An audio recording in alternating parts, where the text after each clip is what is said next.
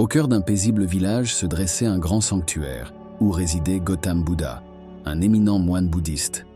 Parmi ses fidèles, un disciple se faisait remarquer par sa propension à parler incessamment. Lors de ses quêtes de dons, il recueillait des récits de chaque foyer pour ensuite les partager avec ses frères de l'ermitage. Critiquant un disciple devant un autre, il s'adonnait à la calomnie tout en tentant de se présenter sous son meilleur jour. Il se glorifiait constamment, aspirant à démontrer sa supériorité intellectuelle et sa valeur inégalée aux yeux du moine. Dans son esprit, il se percevait comme distinct et supérieur au reste des disciples. Un jour, le moine bouddhiste rassembla tous les disciples du sanctuaire et leur annonça « Ce mois prochain, je vous invite à adopter une résolution personnelle. Cet engagement fortifiera votre volonté et nourrira votre force intérieure. Chacun de vous est libre de choisir sa résolution, en accord avec ses propres capacités. Toutefois, celui qui abandonnera sa résolution avant la fin du mois reprendra son train de vie habituel. » Les disciples, chacun selon son aptitude, embrassèrent des engagements variés qu'ils partagèrent ensuite avec le moine. Cependant, le disciple, toujours désireux de se distinguer et de surpasser les autres, s'approcha du maître et déclara « Les résolutions mineures ne m'intéressent point. Je souhaite prendre un engagement grandiose, à la mesure de ma personnalité. Quelle résolution me conseillez-vous » Face à cette demande, le moine esquissa un sourire et répliqua « Es-tu véritablement prêt à honorer la résolution que je pourrais te proposer? En as-tu la capacité? Je doute que cela soit à ta portée. Trouve donc toi-même ta résolution. » Le disciple insistant répondit « Quelle que soit votre proposition, ô moine, je m'engage à la respecter. » Le moine acquiesça alors. « Très bien, ta résolution sera le silence. Pendant un mois, tu ne devras prononcer aucun mot.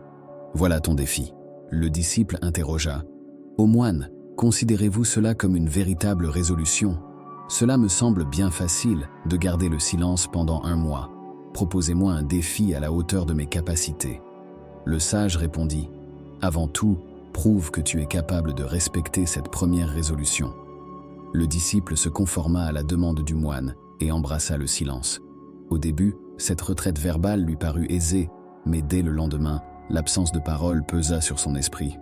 Les jours suivants, cette lourdeur se muait en un malaise croissant, exacerbé par les échanges entre les autres disciples. Il brûlait d'envie de partager ses propres vues, mais sa promesse le retenait. Avec le temps, cette contrainte l'affaiblit au point de tomber malade, tourmenté par un désir ardent de parler. Il se présenta donc devant le moine, s'exprimant par écrit « Je désire parler. Je suffoque sans mes mots. Que dois-je faire? Dois-je renoncer à ma résolution ?» Le moine, souriant à cette confession, expliqua « Les résolutions sont là pour nous tester, mais celui qui tient bon renforce son esprit. La décision de briser ton serment t'appartient comme il t'appartenait de le prendre. Si tu cèdes, tu retournes à ta vie d'avant. Mais si aujourd'hui tu ne peux respecter cette simple promesse, comment affronteras-tu l'avenir? Le choix est tien. » Les conseils du moine bouddhiste touchèrent profondément le disciple. Silencieux, il quitta la présence du maître et se confina dans sa cabane, n'en sortant que pour le strict nécessaire.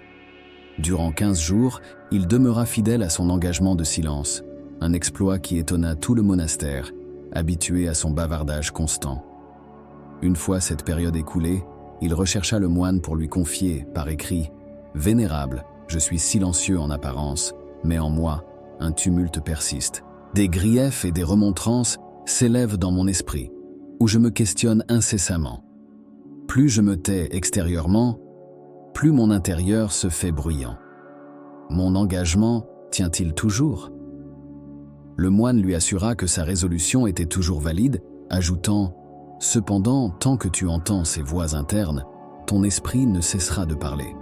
Bien habitué à la parole, tu peux te taire à l'extérieur, mais ton dialogue intérieur continue.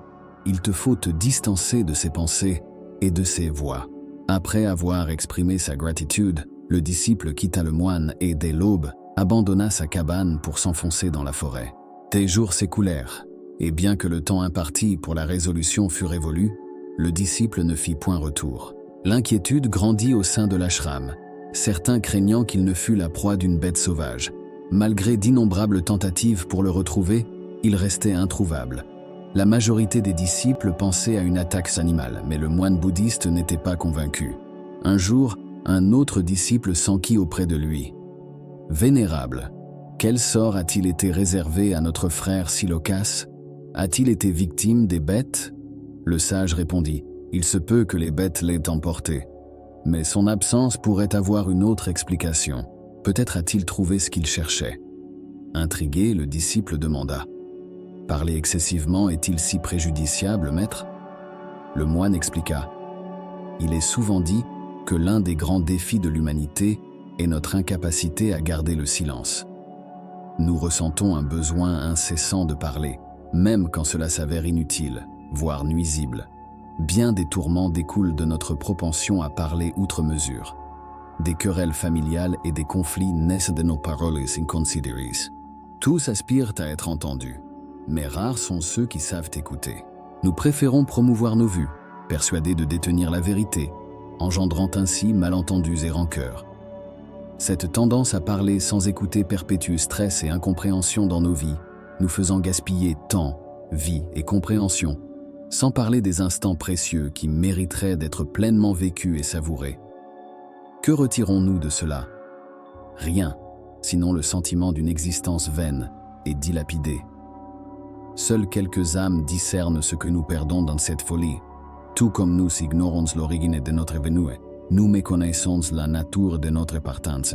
Interpellé, le disciple demanda « Quelle est donc la voie à suivre ?»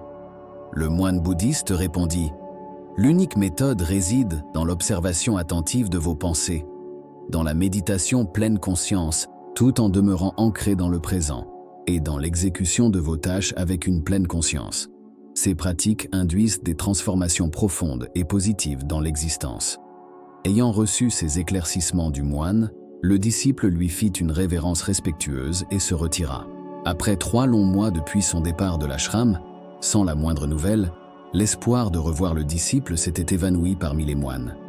À leur grande surprise et joie, il fit son retour, métamorphosé. L'homme qui avait quitté l'ashram n'était plus.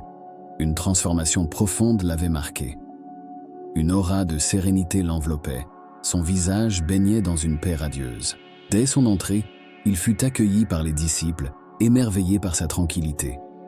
En conversant avec eux, son changement était palpable. L'impatience et le bavardage d'antan avaient cédé place à une délicatesse dans chaque mot prononcé.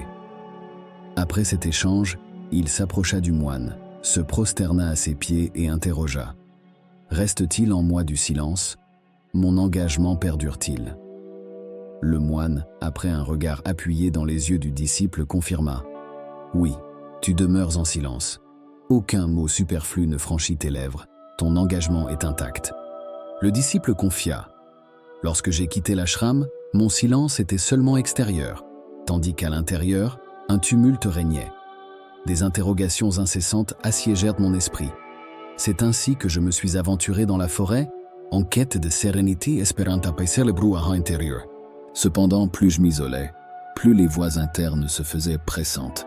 J'ai alors redécouvert une voix oubliée, celle de ma conscience. Ce fut le moment de réaliser mes erreurs passées, mes paroles acerbes envers ma famille, mes amis et même envers vous, mes frères.